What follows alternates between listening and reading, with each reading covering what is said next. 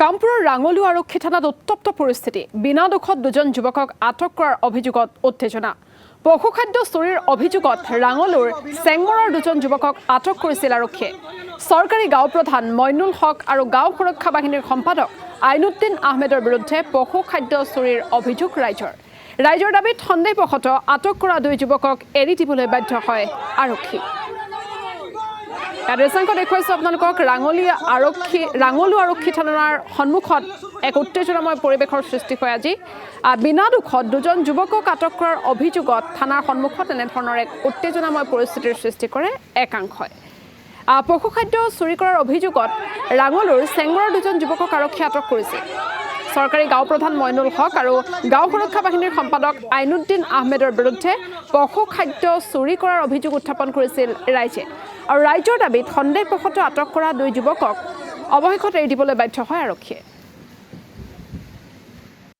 কাইলৈ 15 আগষ্ট গৈছে তাৰপিছত মানে আমাৰ পশুৰ খাদ্য আহিছে গৰু ছাগলীৰ আনাৰ পিছত মানে সিহঁতে তাতে ভগাইছে ভগোৱাৰ পিছত মানে মই একদম ফাৰ্ষ্ট মুহূৰ্তৰ পৰা একদম লাষ্টলৈকে মই তাতে আছোঁ ভগাই মেলি চব চেচ হৈ যোৱাৰ পিছত যোনকিনা মানুহে তাত মেহনত কৰিছে সিহঁতক 10 কেজিকৈ চাপৰ দি দিছে দি দিয়াৰ পিছত তাতে আপোনাৰ 16-17 বস্তামান চাপৰ বাঢ়ি